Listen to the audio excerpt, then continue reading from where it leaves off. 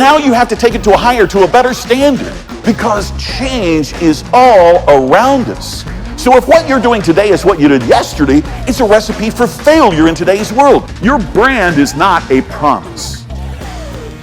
Your brand is that conversation that customers have about the congruency between the promise your marketing makes and the performance that your frontline delivers. Hey, Anson Mills, why don't you and your classmates go get in that water? It's time for my first quitter. That's right, surf torture now. Yeah, that's good. Go sit out there, take 6. That's good. Link arms. You guys are going to sit in that water until somebody comes up here and gives me the magic words. So you sing your song, you do whatever it takes, but you ain't getting out of there until I get my quitter. Managing change is not only stupid, it's dangerous. The only way to manage change is to create change, right? And now my words, to be the ones who step out and define the curve.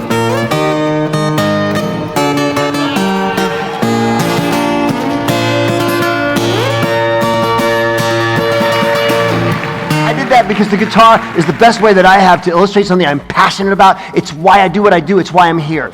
Every day. And I'm not saying don't do content. I'm just saying that there's another way, and it's to focus on your customers, your existing customers.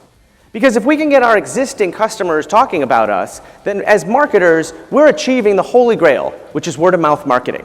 We've got other people talking about how great we are instead of us having to do it ourselves.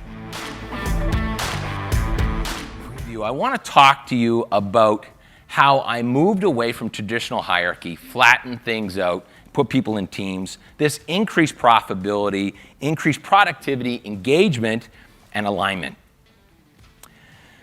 We've been talking a lot over the last few days about disruption, and I really do think to stay ahead, it starts with your people.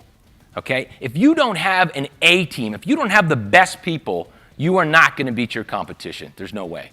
And I look at my businesses as businesses that are really tough teams to make. If your company is not a tough company to get on to work for, then you're not going to beat your competition. I also want my companies to be tough companies to stay on. If the bar's high, it's hard to stay on that team. The best sports teams are hard to stay on. But I didn't anticipate getting so much attention just because I was a woman. And so I figured I'm going to use this power for good to ensure that eventually a woman becoming a CEO is not an anomaly. And when you think about what we've been able to do on a cruise ship, working with 60 different nationalities and countries and people of all of these different colors and genders, and you think about what they're able to do. They come on these ships as strangers and they very quickly become family and take care of each other. I think that that's really a beautiful foundation to win hearts and minds, and also a great example that the world should actually try to replicate. Something like this happens every time you lose a customer or a great employee, because they have lots of choices, and in a highly competitive environment like we have now, they can quit you anytime. Because whether your business is B2C or B2B, all business is personal.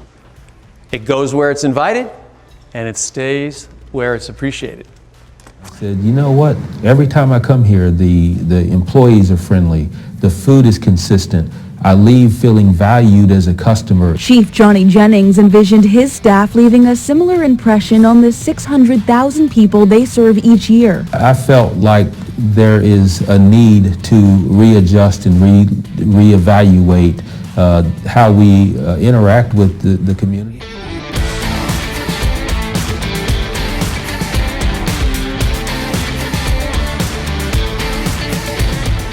Another generation. The currency for millennials is purpose. They will not trade hours for dollars.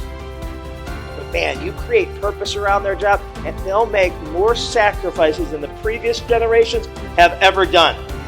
Whether you do something today or you don't really doesn't matter.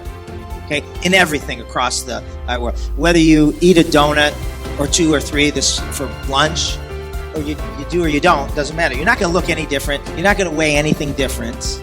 but it's making those choices after 6 months, and it's the same with everything. Whether you train your employees on being better at the soft skills, building relationship, making brilliant comebacks, building rapport, showing compassion and empathy, or you don't this week, your sales aren't going to be any different. Nothing's going to change.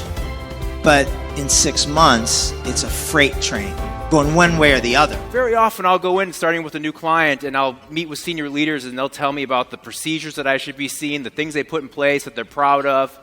And then I'll have some time to go to the front lines and meet with those folks and I'll ask about these certain procedures or a process and I'll hear the response, something like, oh, we stopped doing that a year ago.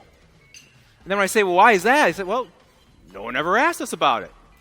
No one ever talked about it. That's what happens. So it's really, really important to remember that if it's important to our business, then we need to have some sort of metric so that we're measuring that it's happening, that it's successful, and if it's not, why not? How can we change it? And sense part of the conversation to focus on the value and the experience that you're providing. So instead of competing in price wars, I want to compete in experience wars. What experience are we giving to our customers that they can't get anywhere else? That's